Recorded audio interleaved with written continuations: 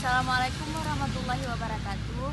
Perkenalkan, nama saya Ainesa Farasayuti. Saya mahasiswa dari Universitas Ramli Mekah, jurusan Kesehatan Masyarakat.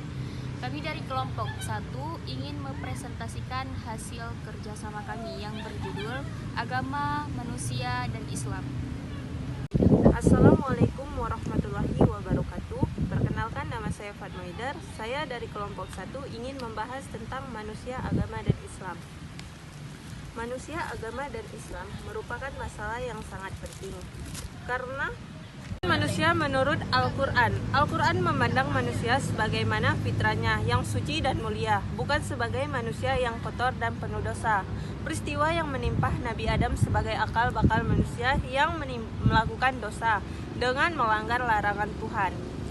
Informasi mengenai potensi beragama dimiliki manusia itu dapat dijumpai pada ayat Al-Quran Surah Al-A'raf ayat 172 yang artinya, "Dan ingatlah ketika Tuhanmu mengeluarkan keturunan anak-anak Adam dari subih mereka dan alam mengambil kesaksian terhadap jiwa mereka. Bukankah aku ini Tuhanmu?" Mereka menjawab, "Betul, Engkau Tuhan kami. Kami menjadi saksi. Kami lakukan yang demikian itu adalah orang-orang yang lengah terhadap ini." Syarat-syarat agama: yang pertama, percaya dengan adanya Tuhan. Kedua, mempunyai kitab suci sebagai pandangan hidup umat-umatnya. Ketiga, mempunyai tempat suci. 4. Mempunyai nabi atau orang suci sebagai panutan. 5. Mempunyai hari raya keagamaan. Assalamualaikum warahmatullahi wabarakatuh. Perkenalkan, nama saya Ainesa Farasayuti. Saya dari kelompok 1 ingin melanjutkan presentasi dari Fatma Widar. Misi Islam. Terdapat sejumlah argumentasi yang dapat digunakan untuk menyatakan misi ajaran Islam sebagaimana pembawa rahmat bagi seluruh umat. Yang pertama, dilihat dari pengertian atau makna asli dari Islam itu sendiri, yaitu masuk dalam perdamaian dan orang yang muslim. Sedangkan orang yang muslim adalah orang yang damai dengan Allah Subhanahu wa taala dan damai dengan manusia. Berdamai dengan Allah Subhanahu wa taala itu artinya berserah diri sepenuhnya kepada kehendaknya Allah Subhanahu wa taala. Yang kedua, misi Islam sebagai pembawa rahmat dapat dilihat dari peran yang digunakan Islam dalam menangani berbagai problematika agama, sosial, ekonomi, politik, dan hukum pendidikan kebudayaan. Yang ketiga, dalam bidang sosial, Islam memperkenalkan ajaran yang bersifat egaliter atau kesejahteraan dan kesederhanaan. Untuk kesejahteraan dan untuk kebahagiaan manusia lahir dan batin, baik secara perseorang maupun secara bersama-sama dalam masyarakat. Islam itu ibarat ratu adil yang menjadi tempauan harapan manusia. Ia harus mengangkat manusia dari kehinaan menjadi lebih mulia, menunjukkan rasa yang tersesat jalan, membebaskan manusia dari segala macam kezaliman. Kebenaran risalah Islam sebagai rahmat bagi manusia terletak pada kesempurnaan Islam itu sendiri. Dalam memperlakukan non-muslim, ahli dhimmah, mereka mendapatkan hak seperti yang didapatkan oleh kaum muslimin kecuali pada perkara-perkara yang tersebut.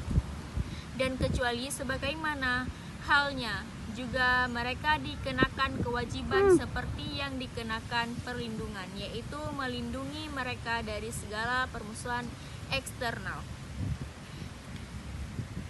Sebagaimana yang diriwayatkan Abu Daud Al-Baihaqi, siapa-siapa yang mendalimi kafir mu'ahad atau mengurangi haknya atau membebaninya di luar kesanggupannya atau mengambilnya sesuatu daripadanya, tetap kerelaannya, maka akulah yang menjadi seterinya pada hari kiamat. Hadis riwayat Abu Daud Al-Baihaqi. Yang pertama, adanya naluri agama. pada setiap manusia sehingga ia bisa merasakan dirinya lemah, ringkih. Ia membutuhkan zat yang maha agung, yang berhak untuk disembah dan diminta pertolongan karena manusia membutuhkan agama yang menuntun dirinya melakukan penyebab ibadah tersebut.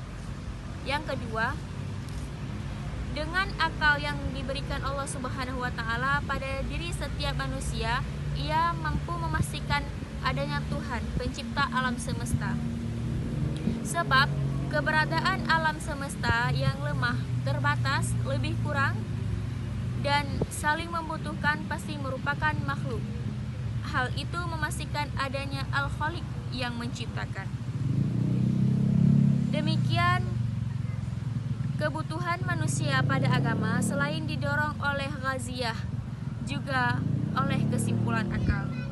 Lebih jauh, akal manusia mampu memilah dan memilih akidah dan agama yang benar. Akidah batil akan dengan mudah diketahui dan dibantah oleh akal manusia. Sesuai fitrah agama dengan Islam juga dijelaskan dalam dalil-dalil nakli. Allah Subhanahu wa taala berfirman, yang artinya, ingatlah ketika Tuhanmu dalam bidang sosial, Islam memperkenalkan ajaran yang bersifat egaliter atau kesetaraan dan kesederajatan antara manusia dengan manusia yang lainnya. Satu dan lainnya sama makhluk Allah Subhanahu wa taala dengan segala kelebihan dan kekurangannya masing-masing. Orang yang memiliki kelebihan dalam bidang tertentu, misalnya ia memiliki kekurangan tertentu, salah satunya untuk menutupi kekurangan yang satu lainnya.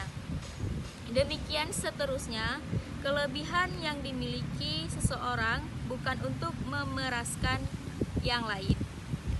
Orang yang berkulit putih itu tidaklah tentu lebih mulia daripada orang yang berkulit hitam.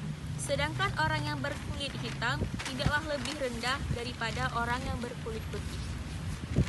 Sebagaimana yang telah dijelaskan dalam surat Al-Hujurat ayat 49, demikian pula dalam sebuah hadis Nabi menyatakan, tidak ada kelebihan bagi orang Arab atas orang yang bukan Arab, dan orang yang berkulit putih atas orang yang berkulit hitam, kecuali siapa di antara mereka yang paling bertakwa. Hadis riwayat Muslim. Jadi kesimpulan hasil presentasi kami yaitu memeluk Islam sesungguhnya merupakan fitrah manusia. Secara tersirat, ayat ini menegaskan akan realitas tersebut. Para musafir penafsirkan kata fitrah Allah dengan kecenderungan pada akidah tauhid dan Islam.